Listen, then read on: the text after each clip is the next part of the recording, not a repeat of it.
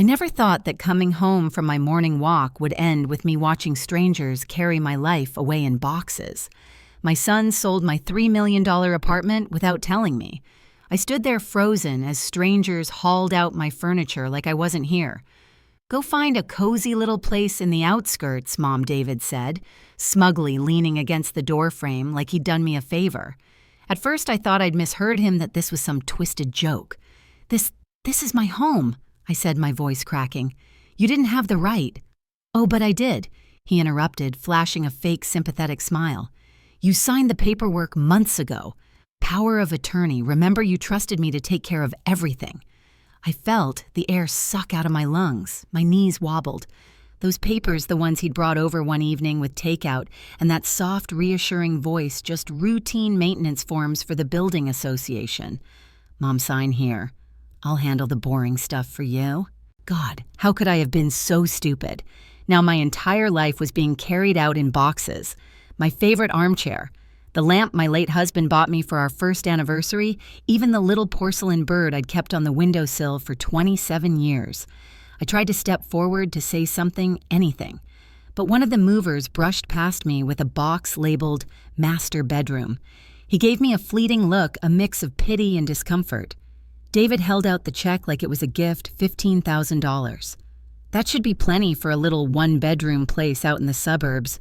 You'll love the quiet." I looked down at the paper, trembling in my hand. $15,000 for a $3 million apartment. For my life. I clutched the crumpled check in my hand, my knuckles white, my fingers trembling so hard the paper shook. "This is my home, David," I whispered, my throat raw. "Do you even understand what you've done?" David didn't flinch. He just stood there, leaning against the doorframe, scrolling on his phone like none of this mattered. "I understand perfectly," he said flatly. "I saved you from yourself. You couldn't handle this place anymore." The words hit me like a slap.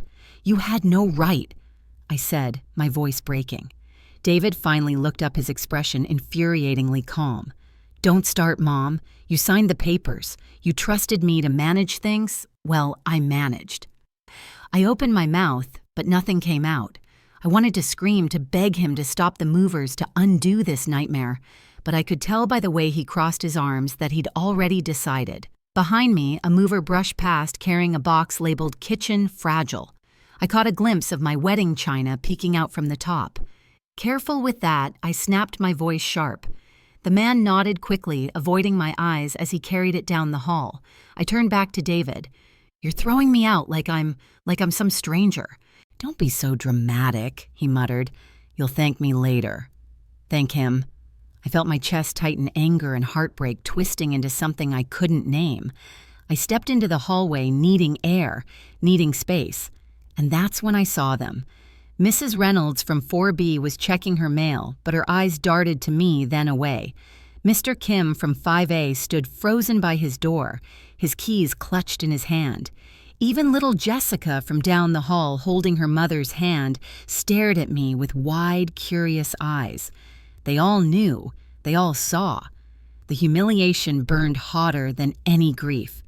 This wasn't just David's betrayal. This was public. This was my neighbors watching me lose everything. "Go on, Mom," David called from behind me, his tone condescending. "Go check into a motel for now. You'll feel better once you've had some rest." A motel. I gripped my purse tight and walked toward the elevator. I didn't look back. Not at David. Not at my apartment. Not at the neighbors who couldn't even meet my eyes. Outside, the night air was sharp and cold. I stood on the sidewalk, clutching that ridiculous check, staring at the glowing sign of a budget motel across the street. I had nowhere else to go. And as I stepped into the dim lobby and handed over my ID, one thought echoed in my mind like a drumbeat. I'm not done. Not yet. The motel smelled like bleach and stale air. I sat on the edge of the bed, clutching my purse like it was the only solid thing left in my life. The check David had given me lay on the nightstand, its edges wrinkled from how tightly I had gripped it earlier. $15,000, a number that felt like an insult every time I looked at it. The room was dim. One flickering bulb in the corner and faded floral curtains that didn't quite block out the neon glow of the sign outside. I wasn't supposed to be here. This morning, I'd woken up in my apartment, the place I thought I'd grow old in. And now here I was alone in a cheap motel room, trying to make sense of how everything had crumbled in a single day. But the truth was, the cracks had started long before today. I let my bag slide off my lap and rummaged through it, my hands shaking as I searched for something, anything that might give me answers. Receipts, a hairbrush, my reading glasses, and then my fingers brushed against a folded stack of papers at the bottom. My stomach churned as I pulled them out. Months ago, David had come over for dinner. He brought takeout and my favorite lemon pie.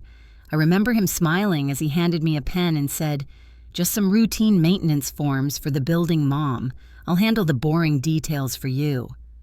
I didn't read them. I didn't even think to, because why would I? He's my son. Now my eyes scanned the top page, and one phrase stood out like a flashing red warning light. Durable power of attorney, immediate effect. My chest tightened. I felt sick. This wasn't just routine maintenance. This was the key David had used to sell my home right out from under me. And I'd signed it. I'd handed him the knife, and now I was bleeding out. I set the papers down on the bedspread, staring at them like they were loaded weapons. How long had he been planning this?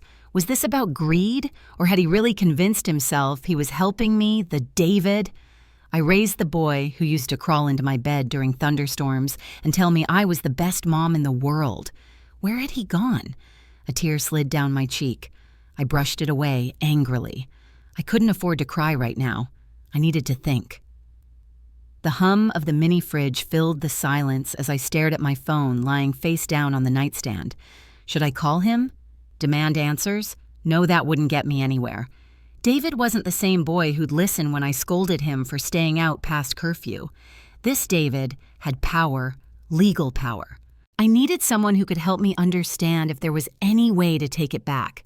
And then I remembered 2 weeks ago I'd gone to see a lawyer, not because I knew this was coming, but because I'd felt something off.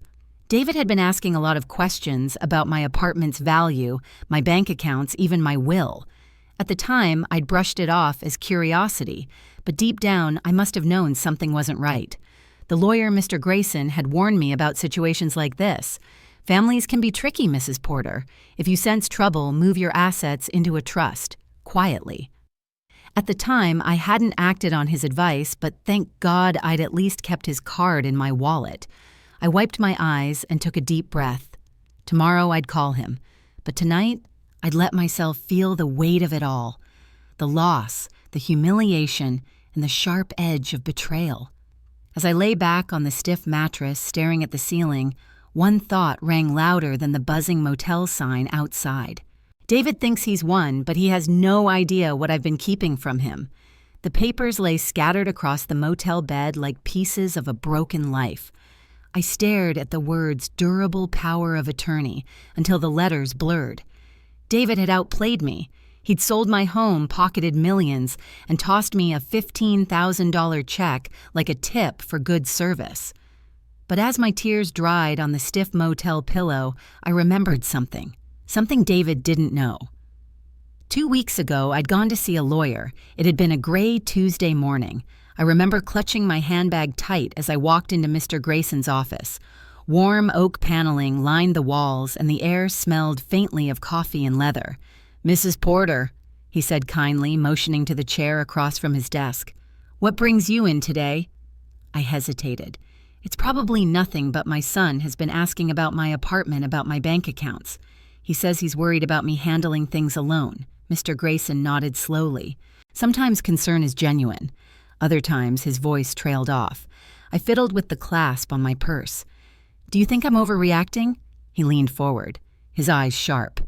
"You're not. Families can get complicated when there's money involved. I've seen it too many times." I told him about David, offering to help with my finances, about the papers he'd asked me to sign for building maintenance. "Did you read them carefully?" Grayson asked. I shook my head, embarrassed. "He's my son. I trusted him." "Grayson, that trust is admirable. But let's make sure you're protected in case he's thinking of more than helping." He laid out a plan. Move my real assets into a private trust, quietly, without telling anyone, not even David. You'd still have full control, Mrs. Porter, but if someone tried to access these assets, they'd find an empty cupboard. At the time, I'd hesitated. It felt disloyal, but something deep inside whispered, "Do it." So I signed. Now, sitting in this dingy motel room, staring at my ruined life, I realized that decision might have saved me. David thought he'd taken everything. He didn't know the apartment had already been transferred out of my name. He'd sold an empty shell and the money from my portfolio untouchable. I picked up Mr. Grayson's card from my wallet, running my thumb over the embossed letters. My heart still pounded, but for the first time all night, I felt a flicker of power. I wasn't as helpless as David thought. The clock on the nightstand blinked 2:14 a.m. I lay back on the stiff mattress, staring at the cracked ceiling. Tomorrow, I'd call Grayson. I'd explain what happened and ask him to confirm the trust was still airtight. David might think he's won, but he's in for the shock of his life. The motel room was still dark when I woke with a start, my heart pounding like a drum. For a second, I forgot where I was. Then the cheap polyester curtains and the sound of trucks rumbling past reminded me David had thrown me out of my own home. But he hadn't won. Not completely. He didn't know about Emily. 3 days before this nightmare began, I was sitting in Mr. Grayson's office with my granddaughter across from me. Emily's long brown hair was pulled into a loose bun, and her glasses kept slipping down her nose as she flipped through the paperwork. "Grandma," she whispered, her voice tight. "Are you sure you want to do this?" "Yes," I said firmly. "It's time." I glanced at Mr. Grayson, who gave me a reassuring nod. We'd spent weeks preparing this, moving my true assets, a hidden stock portfolio, a vacation home in Maine, and what little cash I'd quietly withdrawn from David's reach into a trust under Emily's name. David would never think to look for it. "You're the only one I trust, sweetheart," I told her, reaching across the polished oak desk to squeeze her hand. Emily's eyes shimmered with tears. "I don't know if I'm ready for this kind of responsibility." I gave her a sad smile. "Emily, you're the only one in this family who hasn't tried to take something from me." I didn't say David's name. I didn't have to. Emily knew. She'd seen the way he spoke to me at family dinners, the way he'd roll his eyes when I struggled with my phone, the way his wife treated me like I was an inconvenient old relic. "Grandma, if he finds out, he won't," I said, my voice steely. "As far as David knows, my only asset is that apartment." Now, sitting on the edge of a sagging motel bed, I felt a shiver run through me. Emily was my last lifeline. I reached for my phone, my thumb hovering over her contact. It was late, almost 5:00 a.m., but I didn't care. If David could betray me in broad daylight, I wasn't going to apologize for needing help in the middle of the night. Before I could press call, my phone buzzed.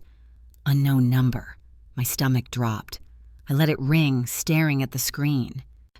The call ended, then started again. Was it David? Was he already trying to find me? The phone went silent. I set it down slowly, gripping the mattress until my knuckles turned white. Stay calm, I told myself. First, I had to make sure Emily was safe and that the trust was still out of David's reach. Then I'd figure out how to fight back. I took a deep breath and whispered into the dark motel room. David thinks he's clever, but he doesn't know what's coming. The motel room was still and silent except for the low hum of the mini fridge. I sat on the edge of the bed, gripping my phone. The dim light of dawn slipped through the curtains, painting the walls a muted gray. My thumb hovered over Emily's name in my contacts. Would she even answer, or would she see her grandmother's name pop up before sunrise and think it was just another one of my checking-in calls? I swallowed hard and hit call. "Grandma." Her voice was groggy, but hearing it made my chest tighten with relief. "Emily," I whispered, trying to keep my voice steady. I need to tell you something." "What's wrong?" she said instantly, her tone sharpening. "Are you okay?" "No," my voice cracked. "David sold my apartment. He gave me a check for $15,000 and told me to leave." There was a pause on the other end. A pause so heavy I thought she'd hung up. Then Emily spoke, her voice low and calm. "Grandma, don't worry. He's in for a surprise." I blinked, staring at the peeling wallpaper in front of me. "What do you mean?" "You don't have to fight him for that apartment," Emily said. "It's not even in your name anymore, remember? We moved everything into the trust. I let out a shaky laugh. Half relief, half disbelief. Oh my God, you're right. That apartment is just a hollow shell, Grandma. He thinks he sold your life out from under you, but he doesn't even know he was standing on air. For the first time in days, my shoulders relaxed. I'm so proud of you, Emily, I whispered. You raised me to be smarter than David, she said softly. You don't deserve this, Grandma. You gave him everything, and this is how he repays you. I bit my lip. I don't understand how my own son could do this. Emily didn't answer right away. When she finally spoke, her voice was firm. You're not alone in this. We're going to make sure he regrets every move he's made. I walked out onto the motel balcony, the cool morning air biting at my skin. Emily's words echoed in my head. We're going to make him regret it. I gripped the railing tightly. David thought I was finished. But thanks to Emily, I still had cards to play. And this time, I wasn't going to sit back and watch him take everything from me. By mid-morning, I was sitting in the back of a cab, clutching my purse like it was a life raft. Grayson Law Offices. The driver asked, glancing at me in the rearview mirror. Yes, I said quietly. My voice didn't sound like my own. The world outside blurred as we drove. Tree branches swayed in the spring breeze, but I barely noticed. David thought I was weak, that I'd take his betrayal lying down, that I'd fade quietly into some run-down motel on the outskirts of town. But he was wrong. Mr. Grayson's office was warm and smelled faintly of wood polish and coffee. He looked up as I stepped in, his expression tightening when he saw my face. Mrs. Porter, he said gently. Come in. Sit down. I lowered myself into the leather chair across from his desk, my hands trembling slightly. David did it, I whispered. He sold my apartment. Grayson's jaw tightened. As I feared, he gave me a check for $15,000 and told me to find somewhere cozy. My voice cracked on the last word. Grayson leaned back, steepling his fingers. He forged your authority. I stared at him. Are you sure? Positive, he said firmly. You signed a power of attorney, yes, but only for certain property management tasks. Selling the apartment outright wasn't one of them. And even if it were, the transfer to the trust renders his sale invalid. My heart pounded. So what can we do? Grayson opened a drawer and pulled out a folder stamped injunction. We're going to freeze the transaction effective immediately. David won't see a single penny from this sale. My breath caught. Can we really do that? Grayson gave a small, reassuring smile. Mrs. Porter, this isn't my first case of familial betrayal. Let's make sure it's your last. I signed the papers with hands that no longer shook. Each stroke of my pen felt like reclaiming a piece of myself. The last document was stamped and sealed with a heavy thud that echoed in my chest. Grayson slid it into an envelope. This goes to the county clerk today. By this evening, David will hit a brick wall. I let out a slow breath I hadn't realized I was holding. Stepping outside, the wind whipped my hair across my face. I clutched my coat tighter and walked slowly down the sidewalk, the sealed envelope still warm in my hand. I should have felt triumphant, but instead a cold shiver ran down my spine because I knew David. He wasn't going to let this go quietly. The wind was sharp as I stepped out of Grayson's office, clutching the sealed injunction papers like they were a shield. For the first time in days, I felt the faintest flicker of control returning. David wasn't going to get away with this.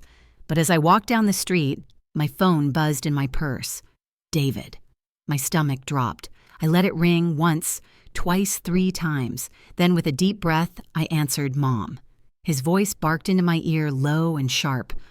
What the hell are you doing? I froze on the sidewalk. David. I tried to keep my voice calm.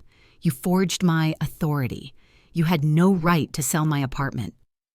There was silence on the other end and then a cold laugh. Forged, he said mockingly. You're confused, Mom. You signed those papers months ago. I'm just doing what's best for you. Best for me, my voice cracked. You sold my home. David, you're stealing from me. He sighed, his tone dripping with condescension. You're old and overwhelmed. No one's going to believe you. Not the courts, not the neighbors, not even Emily if I talk to her. My grip on the phone tightened until my knuckles turned white. Don't you dare bring Emily into this, I hissed. David's voice dropped lower, icy and threatening. "Don't push me, Mom. You don't want to make me your enemy. You have no idea what I'm capable of." He hung up.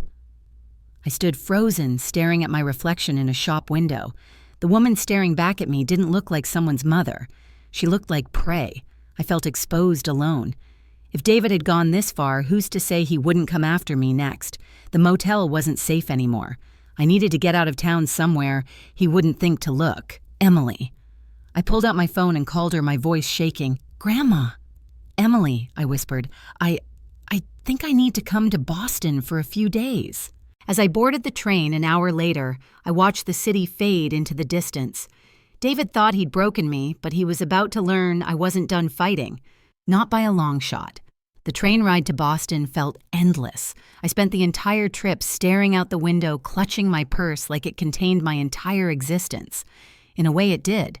My wallet, my phone, the trust documents, and the last scraps of dignity David hadn't managed to steal. By the time I reached Emily's college, my hands ached from gripping too tight. Emily met me at the dorm entrance, her face pale but her eyes steady. "Grandma," she whispered, pulling me into a hug that made my chest crack open. "You're safe now." The guest room they'd given me was small but clean, a twin bed, a battered wooden desk, and a little armchair by the window. It wasn't home, but it wasn't that motel room either. Emily brewed us tea in her tiny kettle and handed me a steaming mug. I wrapped my fingers around it, grateful for the warmth. "Tell me everything," she said, gently. So I did. I told her about the movers, about David's smug smile, about the check he'd shoved into my hands like hush money, and about the phone call where he told me I was old and confused. Emily's hands tightened around her mug.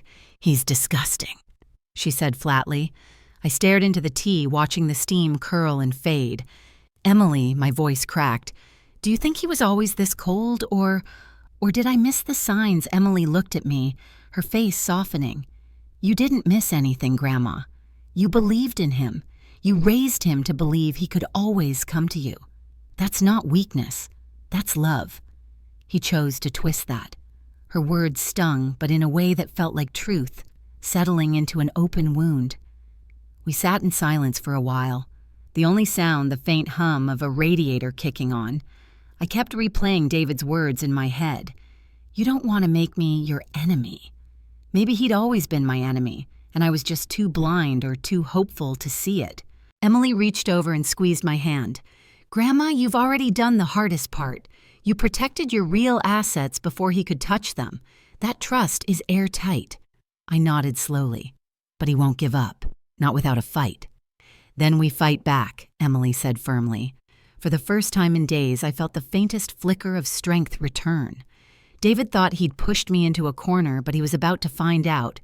I'm at my most dangerous when I have nothing left to lose. The Boston Cafe was warm, with the smell of roasted coffee beans hanging in the air. I sat in the corner with Emily, my hands wrapped tightly around a mug I hadn't touched. Across from me, she scrolled through her laptop, her brow furrowed in concentration. "Grandma," she said softly, "Mr. Grayson filed the fraud lawsuit this morning.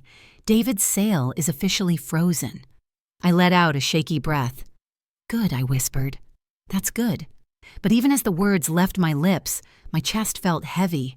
I wasn't celebrating. Not yet. Because I knew David.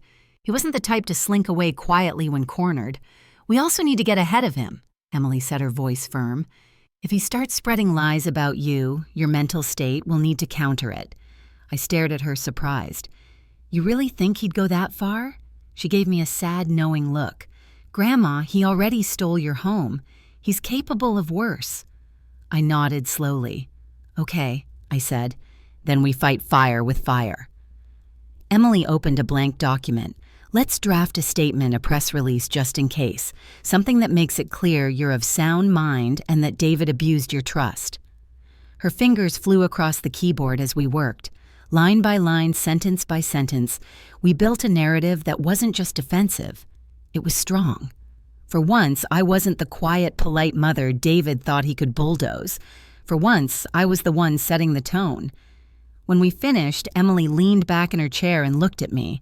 "You know, Grandma," she said softly, "you're stronger than you think. I gave her a small smile. I have to be for both of us.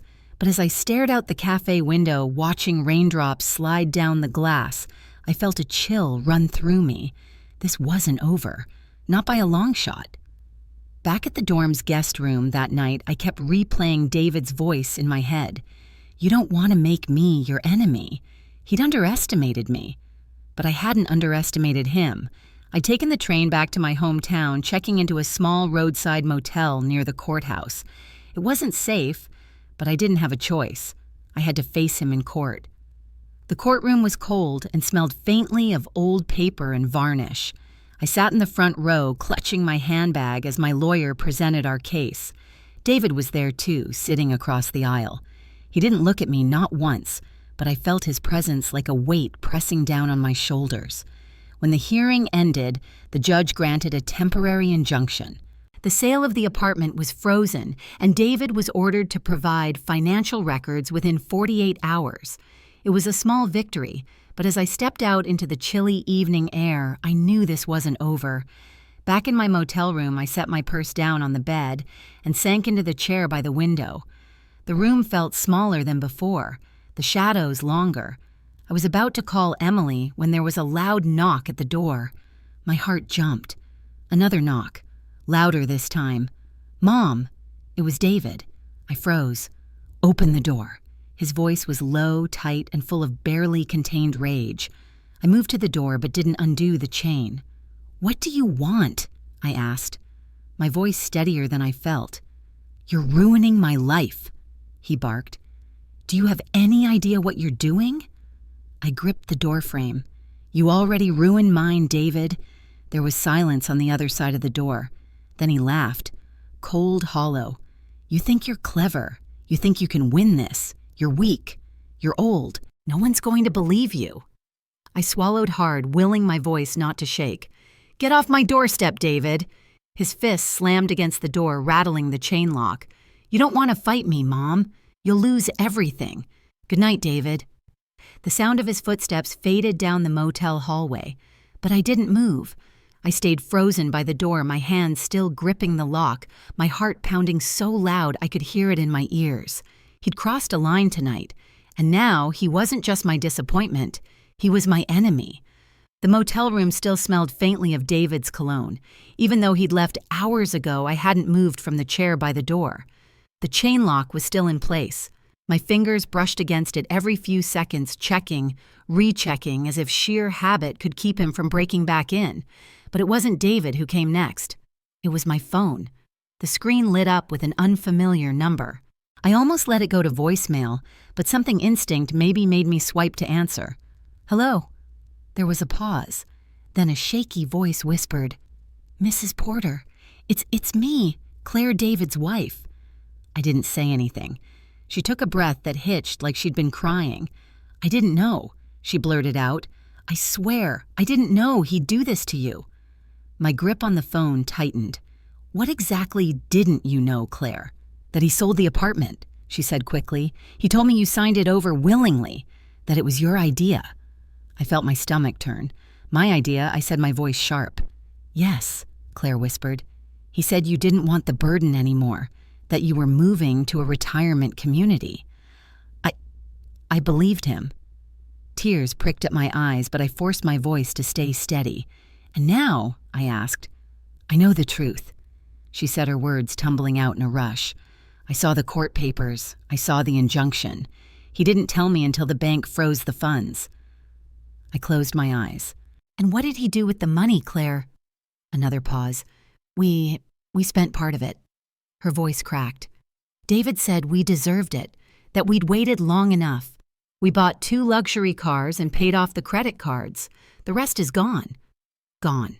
Millions of dollars. My life's work burned through like dry leaves in a bonfire." I opened my eyes and stared at the cracked motel ceiling. "Claire," I said slowly, "do you know what happens when you spend stolen money?" She didn't answer. "You go down with him." A soft sob came through the phone. "I just wanted you to know," she whispered. "I'm so sorry, Mrs. Porter. I didn't mean I hung up." The room felt even smaller now. David wasn't just greedy. He wasn't just reckless. He was dangerous. And tomorrow I'd face him in court. The courthouse smelled of old wood and coffee. I sat at the Pliff's table, my hands clasped tightly in my lap. David was across the aisle, his hair perfectly styled, his expensive suit freshly pressed, paid for, no doubt, with the money he stole from me. He wouldn't look at me. "Your Honor." David's lawyer began smoothly. "This case is nothing more than a tragic misunderstanding.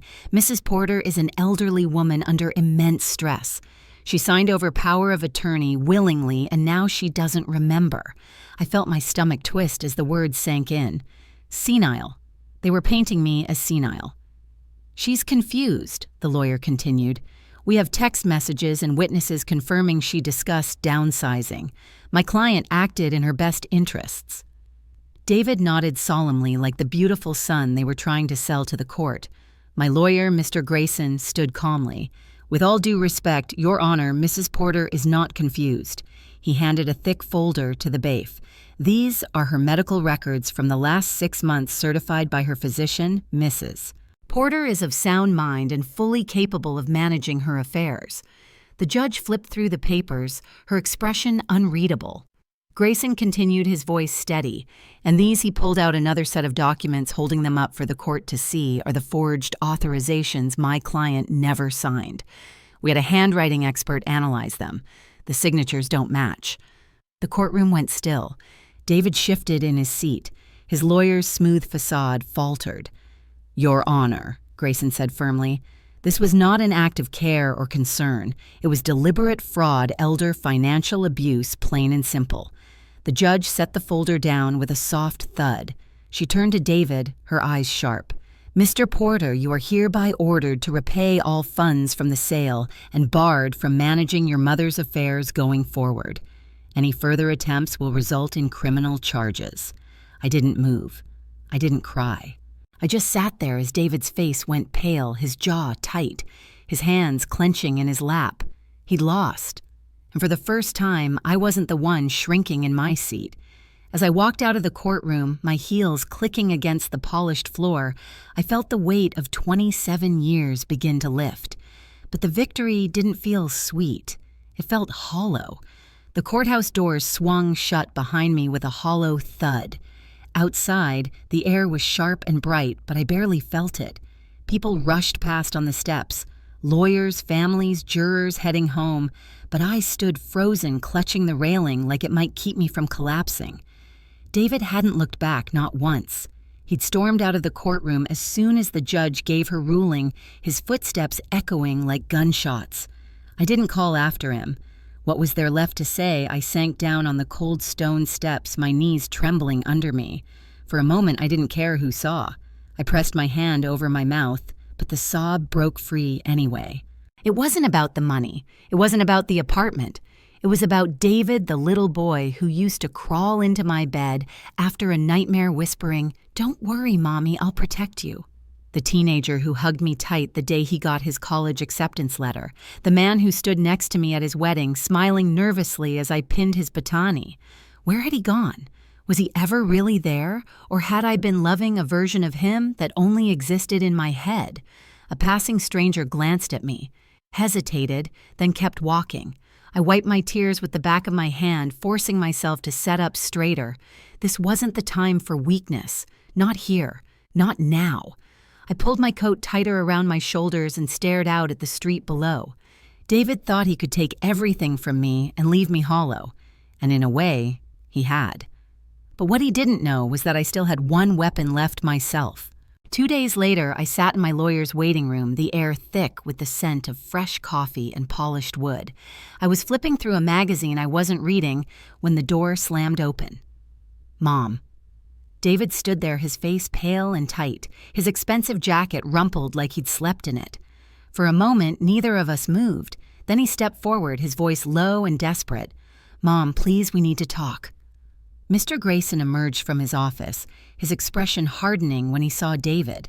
"She's here for legal business," he said flatly. "If you're not a client, you'll need to leave." David ignored him. "Mom," he said again, his voice cracking now. I was desperate. I didn't mean for it to go this far. I thought we could fix it later. I stood slowly, my knees steady. Fix it, I said, my voice calm. You sold my home. You stole my money. You lied about me being senile. He flinched like I'd slapped him. I know, he whispered. I know I messed up, but I need your help now. Help, yes, he said quickly. The judge froze everything. We have debts, Mom. If you don't step in. I raised a hand and the words caught in his throat. David? I said coldly. I spent 35 years sacrificing for you. I gave you everything. Love, money, trust, and you betrayed me in the cruelest way possible. His lips parted, but no sound came out. You didn't just take my home, I continued, my voice rising. You took the boy I raised and twisted him into this man standing in front of me now, and I don't recognize him anymore. Mom, no. I took a step closer, my heels clicking against the tile. You'll need someone else to manipulate now because I'm done. For the first time, I saw fear in